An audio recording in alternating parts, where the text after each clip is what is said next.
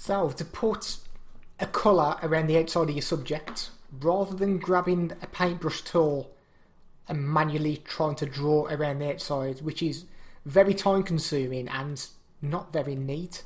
So rather than doing that, another way you could do this, which looks better, you get much better results doing this way, is, see this tool here? So select by colour tool.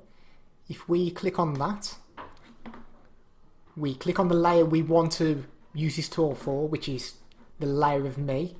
So rather than clicking on the layer, that's not what you want. You want to click around the outside. So if I select just an empty space around here, as you can see, we get this border around the subject now. So from this position, if we click on select, go down to invert, click that once, go to select again, go down to grow, and we're going to grow by 20 pixels. So this might be quite large. So if we click OK, as you can see, we've got this border around the subject now.